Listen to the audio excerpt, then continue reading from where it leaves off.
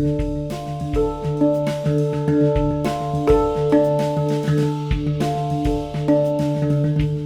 and welcome to this month's Practice as Research seminar of the Practice as Research seminar series.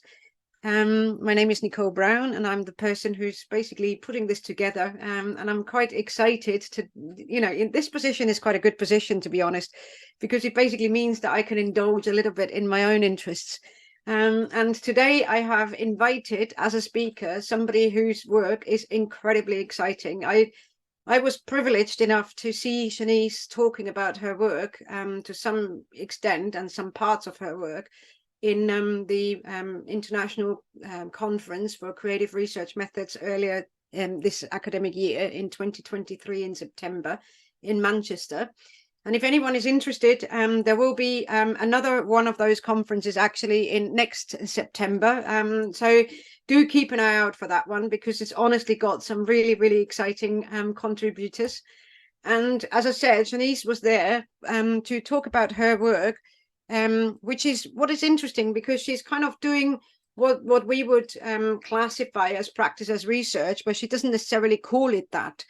So I thought I'm going to ask her to come along and talk about it, because she's talking about research creation. And that's something that's really, the doing part within the research. So Shanice, just to kind of give you a little bit of an introduction to her, is a media maker and fourth-year PhD student at Carleton University School of Journalism and Communication. And she completed a master's research creation thesis in media studies at Concordia University as a non-linear documentary exploring themes of domestic violence, heritage, and multiracial identity from the access point of natural black hair.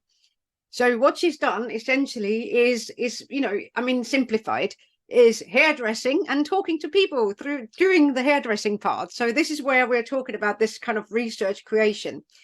As a freelance video editor, Shanice has worked on a myriad of projects on rich topics such as Indigenous laws and practices outside the settler Canadian legal framework, feminist commentary on science and technology studies, and environmental issues connecting the East and the West. At Carleton, Shanice researches equity practices in the settler Canadian public arts institutions, and that's what she's going to be talking about today. And when she's not working, she can be found knitting or with her hands in earth. So as you can see, she's very much somebody who gets stuck in and does things all the time. So it's always the doing. And that's something that I conceptualize as practice as research a lot of the times.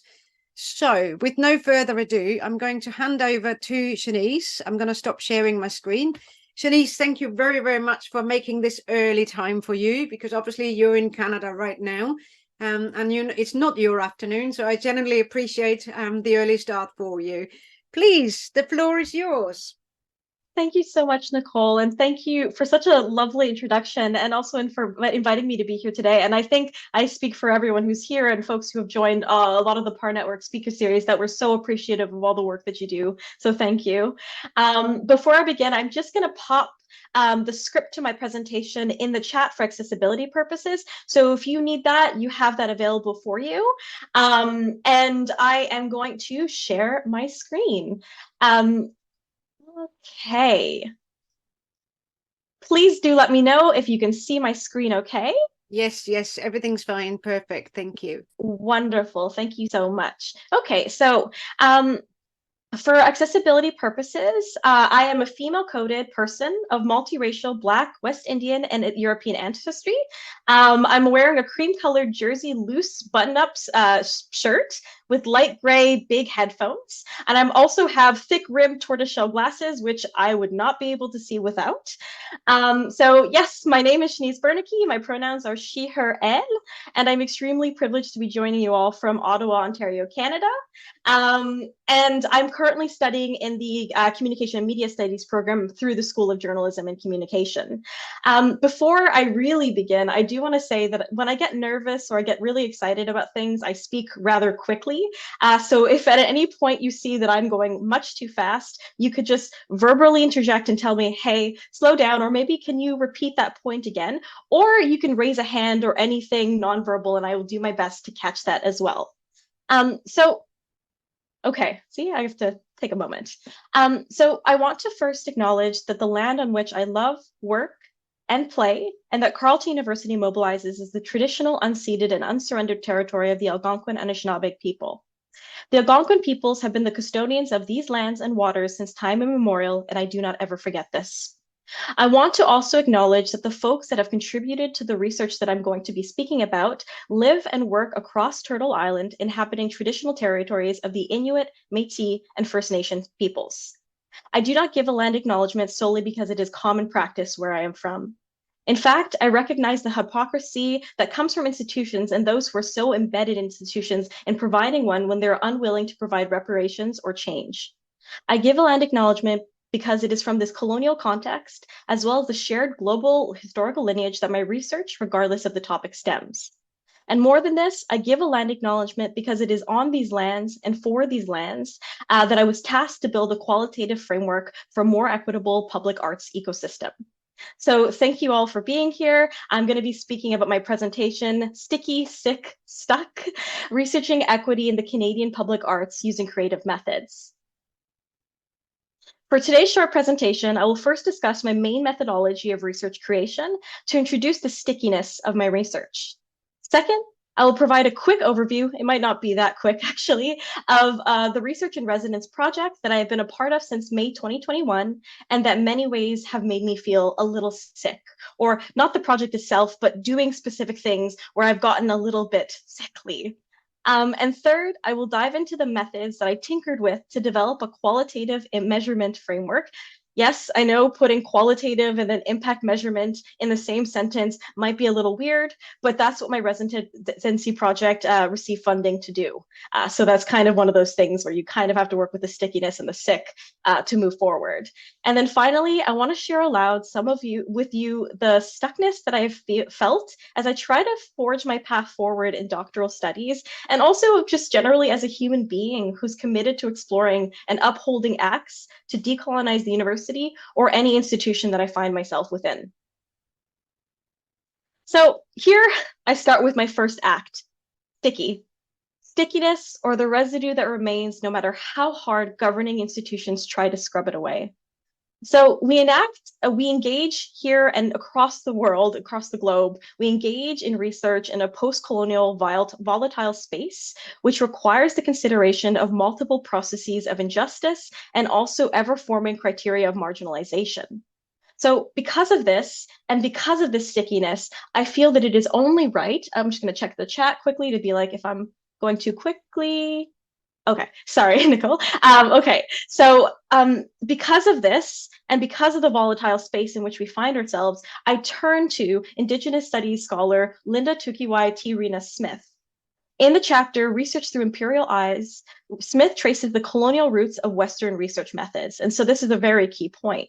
So in tracing this, in the text, Smith identifies breaks in knowledge that need to be addressed. For instance, Smith discusses individuality and society. Here, the categorization of the self is deconstructed to become a foreign and bizarre piece. The categorization of the individual as a central component of society was not and is not present in Indigenous communities that experience colonization. Community and holistic approaches to governance are a central way of life for many marginalized collectives.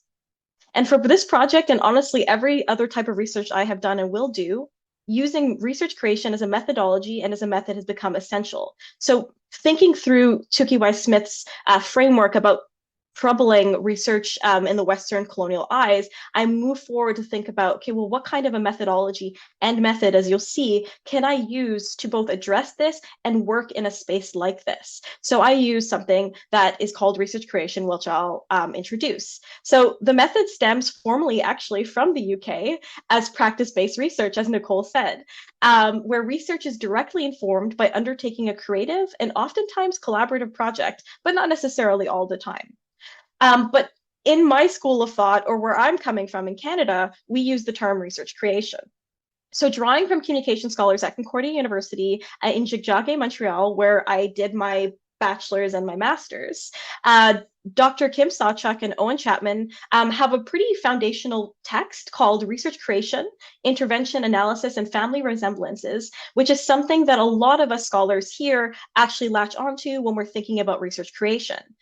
So in my own work, I embrace what they call creation as research because, quote, it is a form of directed exploration through creative processes that include experimentation, but also analysis, critique, and a profound engagement with theory and questions of method, end quote. For me, research creation oftentimes does not tell the story of one individual, but can work to demonstrate the importance of communal care. Another scholar that is incredibly important for us is feminist film and contemporary art scholar Natalie Loveless. And in the edited collection I put here, Knowing and Knots, but then also the How to Make Art at the End of the World, these pieces particularly bring together practitioners, theorists, and community activists across Turtle Island to review the capabilities of research creation in capturing and extending effective, queer, anti-racist, and anti-colonial intervention. And Loveless's research creation practices ask researchers to evaluate how they do, what they do, and for whom. So it's not necessarily just about the experimentation and the creation, but it's also taking a step back to evaluate, okay, well, what is this research for? Who is it for? Why are you doing it? And what might come from doing it in this particular way? So with research creation, a project's free range ability allows for expression that cannot be otherwise captured. Okay, so how do I apply research creation to my work at the PhD level? As Nicole said, at the master's level, I actually did complete a research creation thesis looking specifically at Black hair. And while I wish I could speak about that because I want to be able to get into some questions, I'll forego it. So I'm lucky enough to be one of 6 resident researchers for Mass Culture, an art support organization whose network spans across Turtle Island. For this MyTax funded project, us researchers had the ability to pitch our own projects. So what is it that we were interested in looking at through the lens of the arts and culture sector? And as someone who has thought about equity, diversity, and inclusion as distinct processes all my life, my research stems from a place of lived experience and academic curiosity. So I provide this quote by policy scholar Dr. Audrey Kobayashi, because it is really demonstrating the messiness of this work, and perhaps even a little bit of the sickness. So, quote, the diversity paradigm essentializes difference in the guise of celebrating it. It reduces inequality to generalized particularity and ignores historic oppression as the basis for multicultural struggles, end quote. This is where I become sick for the first time. In doing this work and approaching this work, and as you can see from 2020 onward, equity, diversity, inclusion plans started floating across the globe with these particular check mark and balances, with metrics, with the image of glossy pages with smiling folks who clearly are racialized, disabled, indigenous, and so on and so forth. And what actually ended up happening is when I was doing my research and looking specifically from scholars and what they've looked at, you can see that equity is an afterthought in many of the EDI plans, actually. So it seems that one of the things that has been key is that, okay, if we have a more diverse staff, then that must totally mean it leads to more equity, which is not the case. And this is where I become a little unsettled the first time. So instead, my project challenges this trend, searching for a way forward by harnessing the artistic license of the arts and culture sector, maybe this sector. So kind of using what is the strategy and strength of arts and culture, especially public arts and culture, and maybe instead of slapping on an EDI plan, is there any way that we can kind of use that strength and use that artistic strength and creative license to think through equity in a different sense? So I did this maybe because it might ease the nausea that I feel in my gut and in my heart. So the process has been twofold. First, I had to develop an equity and inclusivity indicators and an impact framework for cultural sector. And second, I had to develop a framework with impact indicators within a virtual makerspace setting.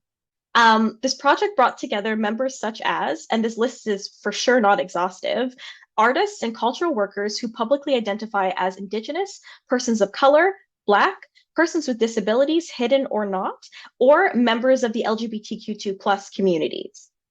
More than anything, this project has strived to foster an equitable space, bringing together myriad perspectives to share and build new ways forward. So my axis of intervention heavily focuses on the commitment to equity, diversity, and inclusion principles amongst the arts and culture organizations. As part of my residency with mass culture, I had to produce something called a civic impact framework based on fieldwork. It has been a bizarre, rewarding, and all-consuming process, to say the least. And here I feel sick because measuring something that you know deep down cannot be measured, and to be measured is to go against the principles of collective action and care. However, that doesn't mean that the ability to measure isn't a powerful tool. I think it's important that we acknowledge that it can be a powerful tool to measure because it allows for communities experiencing marginalizations to push it back against the institutions, to be like, you said you were going to do this, now show us that you have, or show us what you intend to do. So it's not that we should throw away all of quantitative data. That is not what we're arguing for. But what the issue is that we're so saturated with it. We're bursting at the seams with all this numerical data that gets filed away. We need not an alternative, but more expansive, holistic method, which can be used by participants as well. So something that is along with rather than instead of. So to do this, my main method to build the framework has been a participatory method that I'm calling makerspace gatherings. So makerspace gatherings were kind of these things that I did virtually online with the folks in particular groups that came together to ask specific questions in an artistic manner. So I asked things like, to respond to questions like, how do you feel about EDI plans broadly? Or as a cultural arts worker, what are some of the challenges in fostering a more equitable space? Collaborators are invited to search through Creative Commons, because that is really important, Creative Commons images and sound databases with sensory prompts on the board that we had, and look for things to answer questions like, if you could describe EDI using a texture, what would it be? If you could describe EDI using a sound, what would that be, or what would that sound like? This is reminiscent of photo elicitation, soliciting reactions based on visuals, however, in reverse.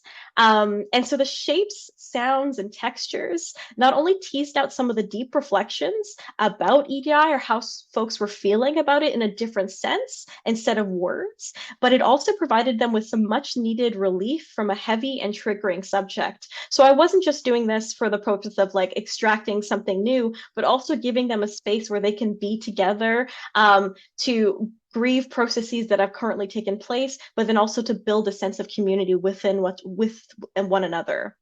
And then the final method for now, because I keep finding new methods that I'm like, oh my gosh, I wonder if this would work. How could this work? And especially going to conferences, as Nicole said, like the Creative Research International Conference, there's always so many things we could use. But the final methods is feminist manifestos. And it has 3 characteristics that I hope to adopt as this project is ongoing. The first is feminist manifestos call forth radical traditions that amplify the importance of collective thinking. The research and residence framework that I built, which you'll see in the next slide, was developed, broken apart, rearranged, and built over and over again with strong links back to the voices of the 8 collaborators who joined the Makerspace gatherings. So everything that I created, you can kind of see a through link back to those folks because they are also collaborators and they've also contributed to the research. Second, responding to myriad inequities across the sector is not something that any one person can do. So the other thing about manifestos is that they're an act of political intervention and disrupt typical procedures. So this characteristic is one that is peppered throughout the framework's text, and I'm going to show in a second, which is, and I think, you know what, it might be handy if I give you a link to the framework so that you can kind of tinker with it as I continue. There you go. So it's in the chat. And the thing about it you'll see is when I explain it, it's this kind of Miro board framework. And it is not accessible. I do want to say that. And on a website, webpage I will send at the end of this presentation, I also made sure to have an accessible version in the PDF that captures a lot of the process of going through the pillars and working through the research in a very different sense, which I'm actually I almost like more than the Miro board, if I'm going to say that personally. There's something about that document that feels a little bit more like it captures the light of doing this research. I don't know how else to describe it. But anyways, manifestos, it's peppered throughout the framework's text using action sentences, prompting reflection of the reader, and providing a short list of demands. So we want this, this collective would like this. But then also one of the things that takes place is that you can see that me as the researcher am also struggling through some of my own preconceived notions or biases. So while I'm doing this work, you're doing this work, and folks who come to this work, we acknowledge that we are human and we are flawed, and we have to continue this work together. Um, the other thing is that with feminist manifestos, you have to prioritize accessible language. And one of the things that we made sure to do was to create video explanations of the framework, provided in different levels of engagement, making sure that it was on the PDF or in the Miro board, describing it in different senses. So that was another key component. The other reason for why we did that is because we wanted to make sure that our collaborators can engage with it in any way they wanted to. We didn't want to create something and say, we're forcing this particular format on you. What do you think works for your community? And the other thing I stress is that I'm constantly hoping that if folks feel that this isn't accessible to them, is there another way that I can reorganize the material so that it can be something for conversation? And then finally, the eventual publication of this research will be submitted to an open source journal. And this is something that's incredibly important to me, so that folks don't hit a paywall if they're hoping to engage. So I sent you the link of the framework, but the framework is a spiral existing in an open terrain that encourages movement, winding down onto itself to a core point, only to spring out, become larger and larger after each component is engaged. It encourages process rather than progress. This approach acknowledges that process and progress are two distinct entities.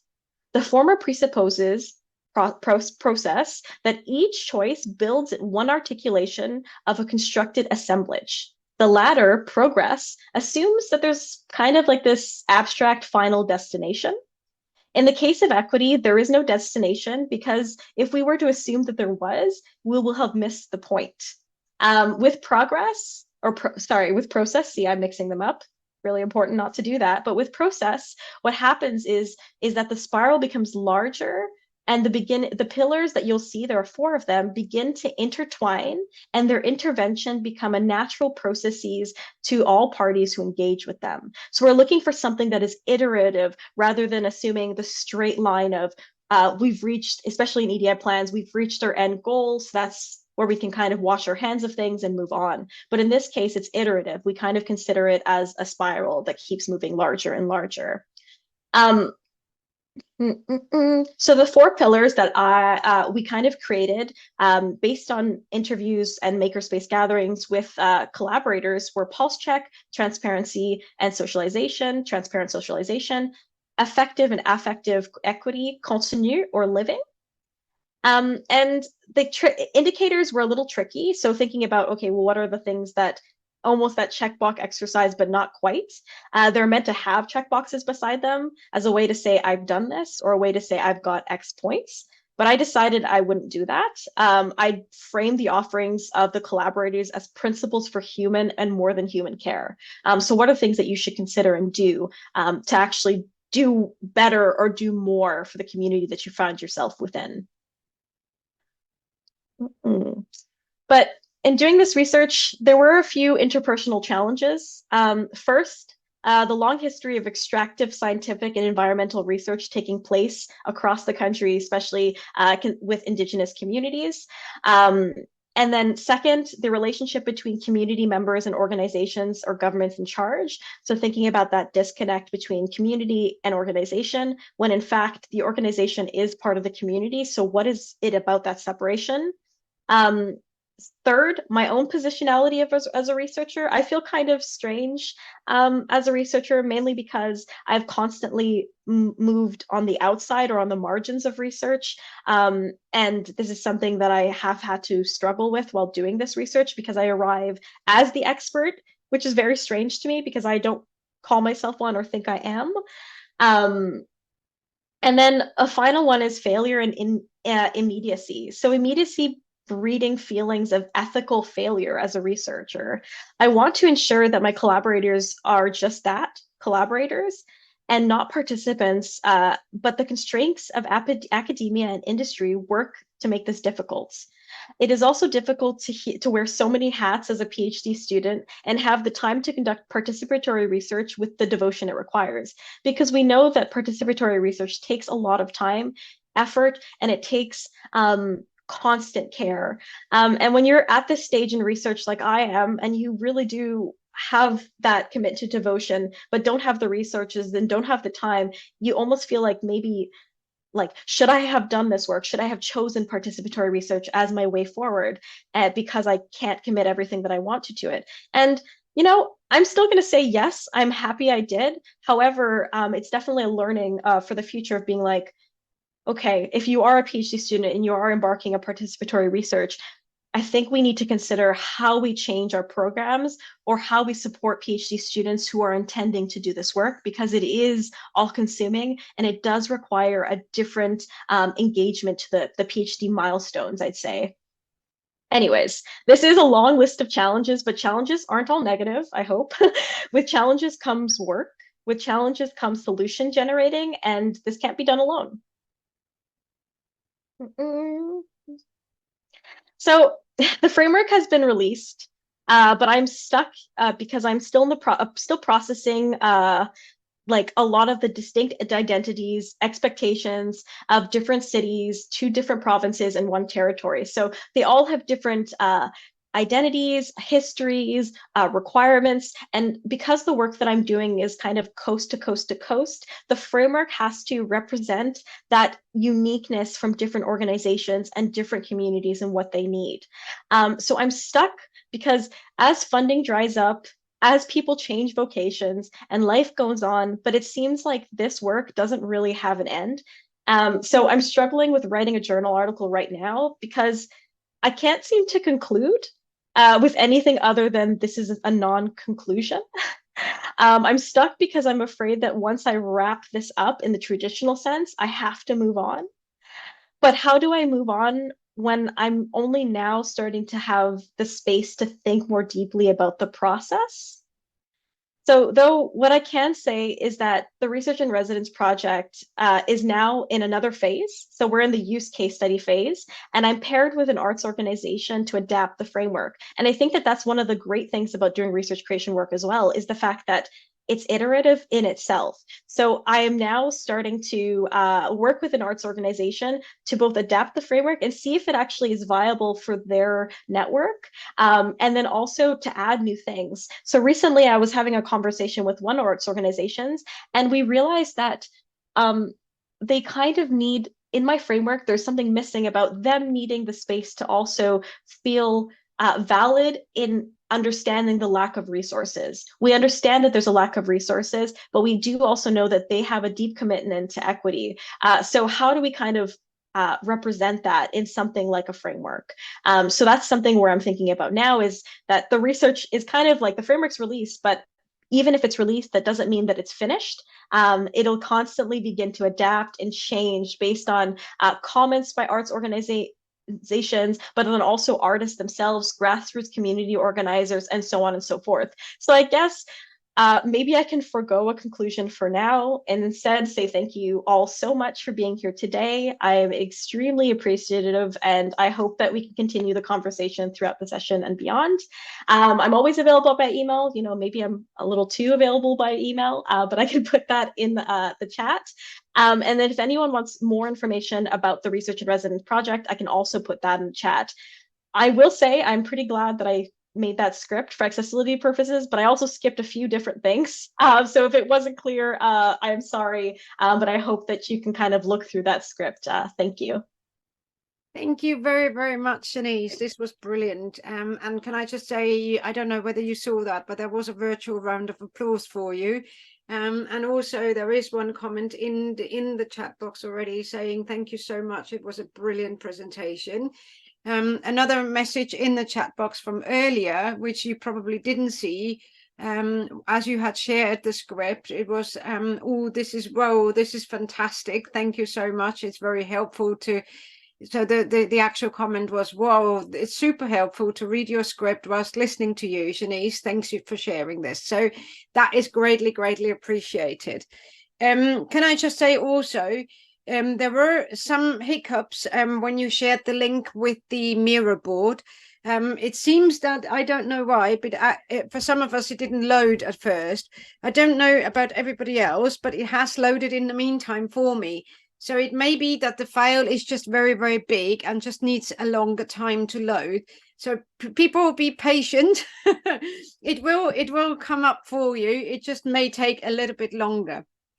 And then obviously, again, Shanice said it herself, she's opening this space up for a conversation.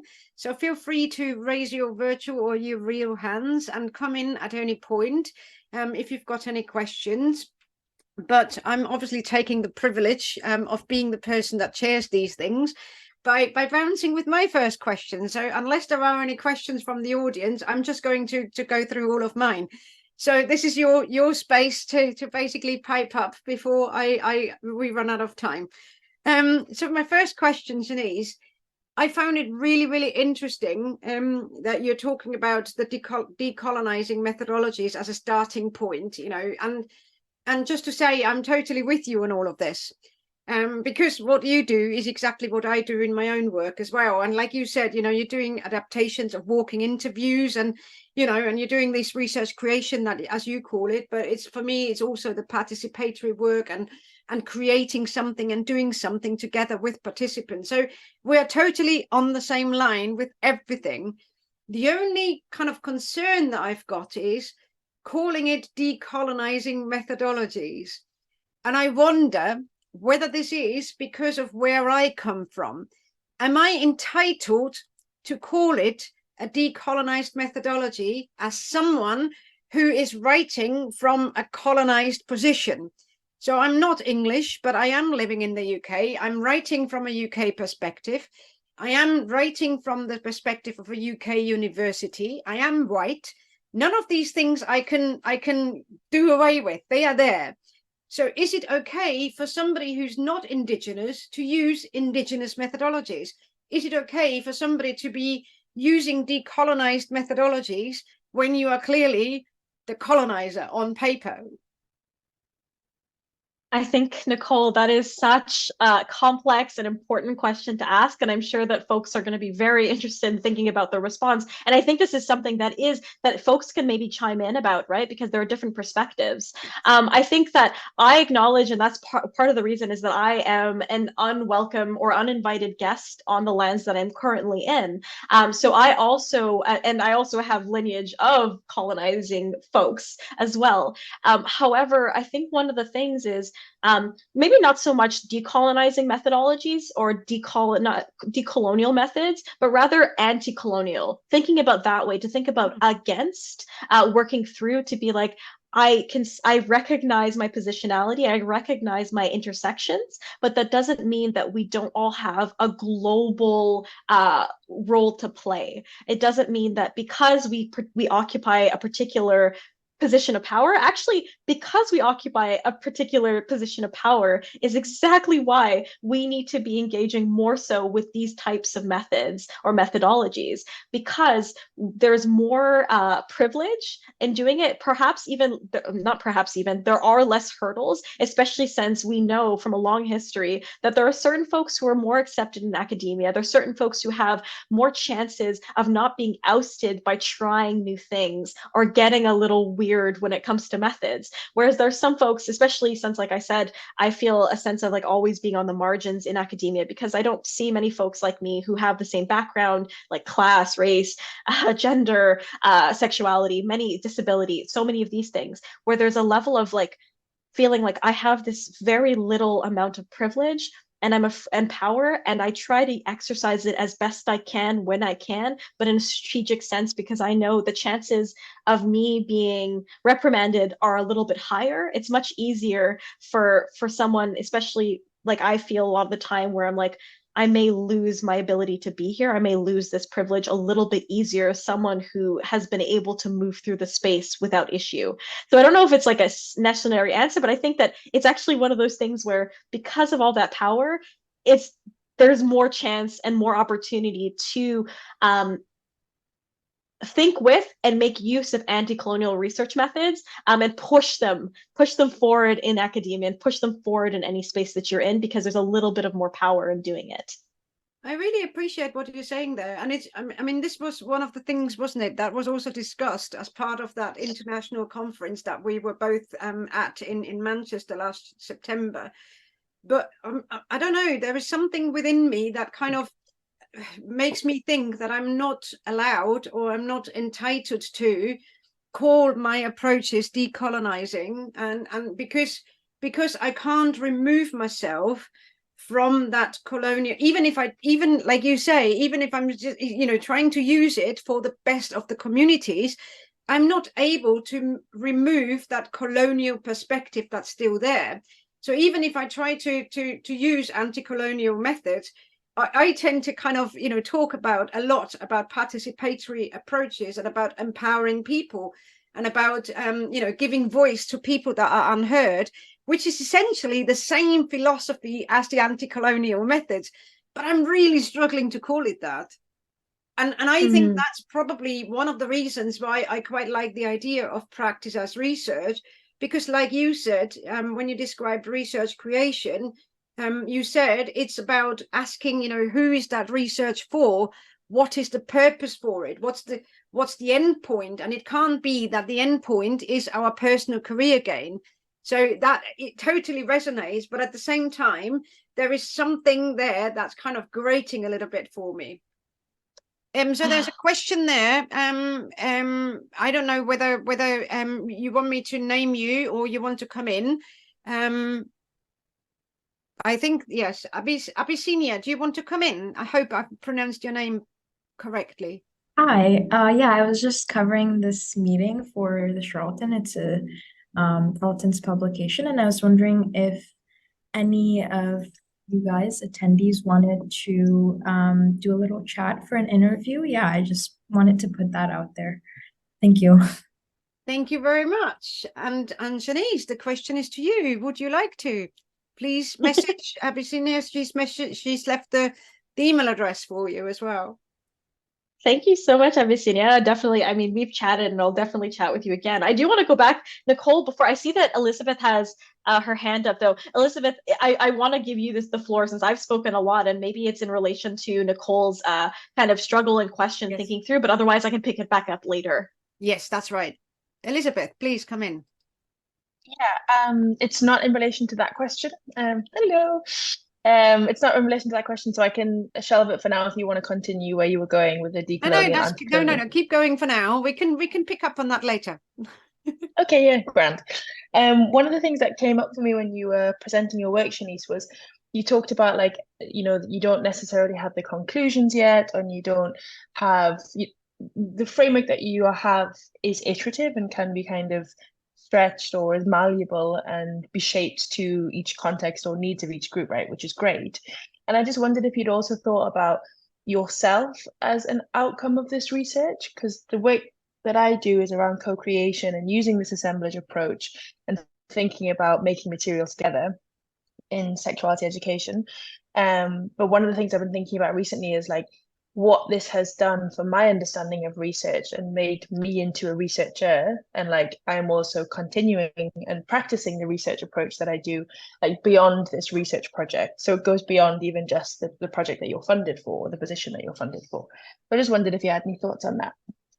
Thank you so much, Elizabeth. I can say that I am thinking about that quite often. It's one of those things where I think you start to see the way that you're shaping yourself or becoming a scholar, a burgeoning scholar, or even just thinking about, well, where will I go after this PhD? Where will I go after my doctoral studies? Because I'm deeply committed to the work, and I know that after I finish my degree, hopefully, it won't end here. And I will maybe find another through point in the public arts. Maybe I'll work in an arts organization. Maybe that's where I'll end up. But I'm thinking more deeply about, okay, yes, there aren't any conclusions. Things are malleable. And that's something that I picked up in through graduate studies of speaking with people and being like, well, what kind of researcher do I want to be? Do I want to be a researcher who makes sure that at any stage of the process, I'm freely opening up what I feel, but then also what I learn,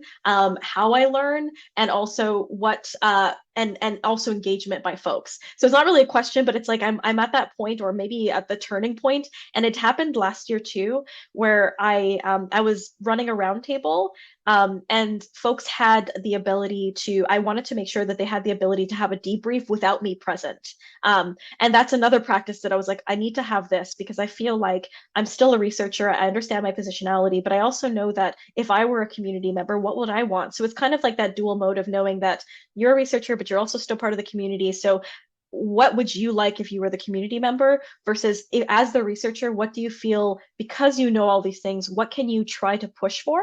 And since we're both like still early on, Elizabeth, it's fantastic to see you here. These are questions that we're going to have. And it's like, I talk them through with my supervisor a lot of the time to think about like, okay, well, what can I feasibly do? And who am I? What am I becoming? I don't know. But I do think it's important that like we experiment, but experiment ethically. So making sure that whatever we try still considers our collaborators before anything else, because that's one of the dangers is when we're becoming who we are as researchers, we can make all these mistakes that actually are detrimental to our community members as well. So I think one of the biggest things is thinking about whatever I do it with the minimal amount of harm possible, because I can't assume that whatever I do will be completely harmless. I'm not another person, but I think that's one of the things that I start with. I don't know if that answers that question, but I'm definitely thinking about it a lot. And even in the framework, you'll see there's moments where I glitch or I think about my own positionality, and I invite the folks who are reading it to do the same thing. That's really cool because also like I think one cool area that we've spoken about is when you do a research project and you have something to share with others, it's like how can you like plant those little nuggets of like engagement for your reader or for your audience or for the public to also get them to think and think through the data with you, and maybe also produce a new understanding from their engagement with that research project, and like thinking beyond just here's the research project, here's the thesis, here's the answer, or here's the result, but thinking how can we use this as like food for thought for other new ways of thinking or other different ways of engagement. And that's an interesting thing to think about when we think about anti-colonial research and also research creation and how those kind of two come together. So Thank you so much. I guess I'm just cool presentation.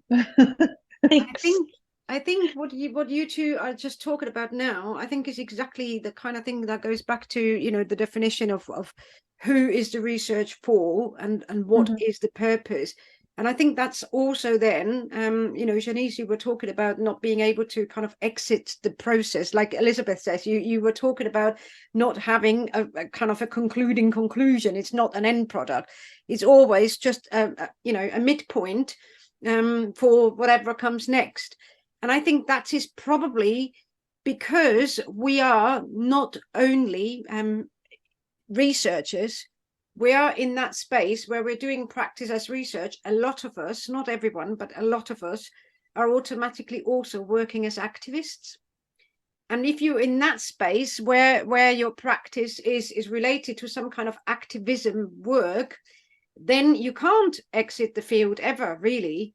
Because that's the problem, isn't it? That you are attached to that work and you want to make things better, whether that's for a local community or whether that's for the kind of people that are your research participants. Ultimately, you want to improve things for a particular group of people, and then you have got a moral and ethical obligation of actually staying put and staying with it.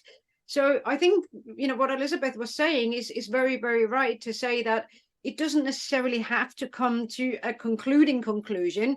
It's kind of, this is what I can take away. This is how I can make things better for now.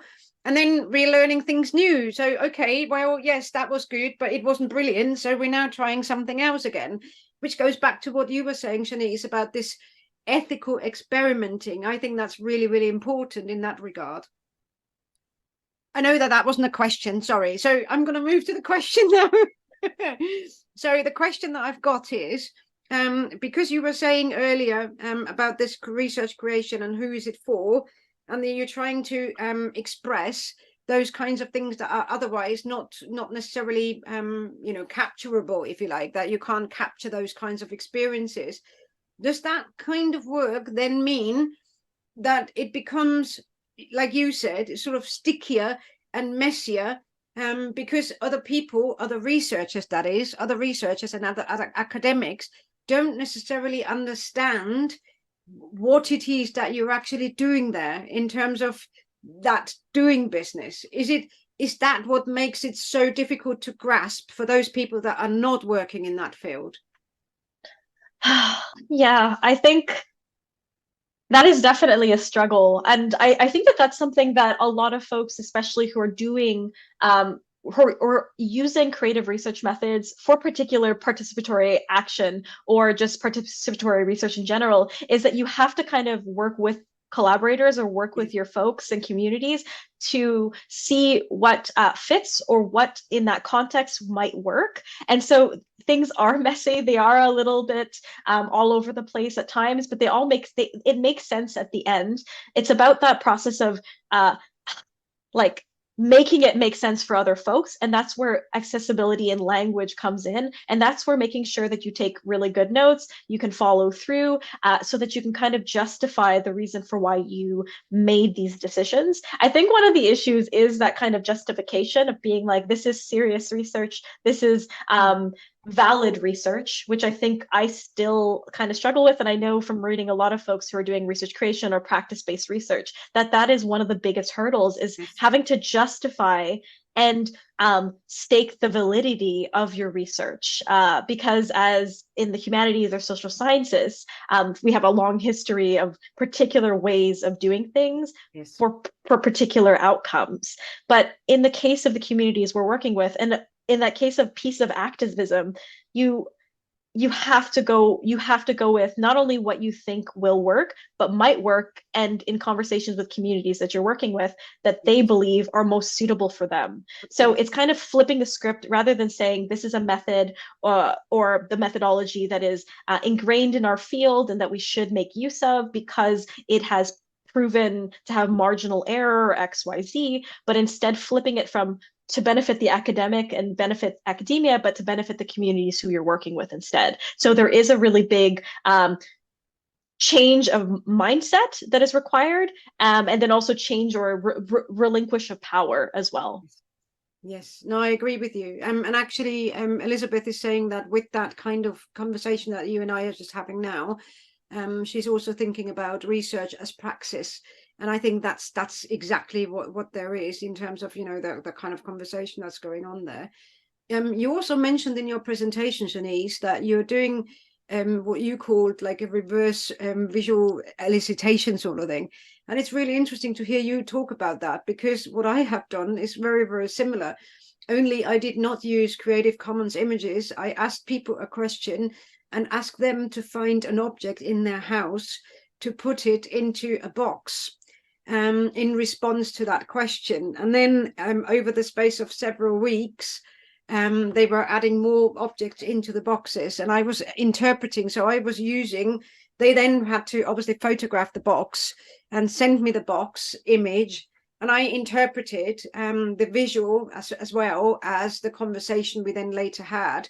So I would always look at the series of images first, see what strikes me, and then I would have a conversation with the participants. And I used objects because, like you say, it's very important to not infringe on any kind of copyrights.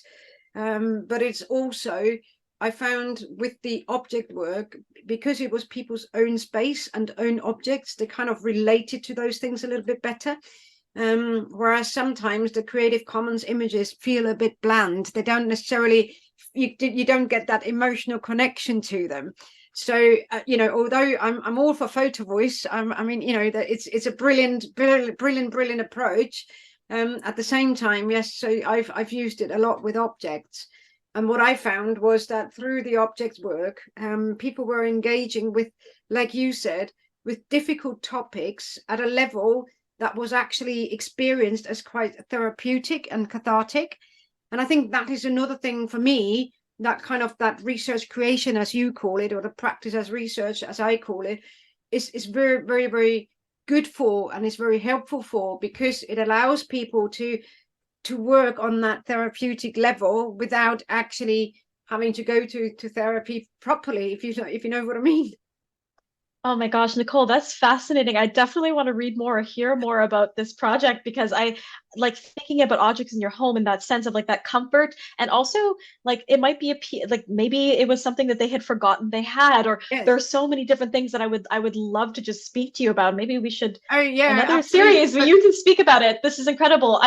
But I do think that I did do it in a different iteration in person, and we actually I used Play-Doh. So I brought in Play-Doh, and folks were using that as the ability to make with or think with and create shapes. And so many fascinating things came out of that, because there is something that is therapeutic.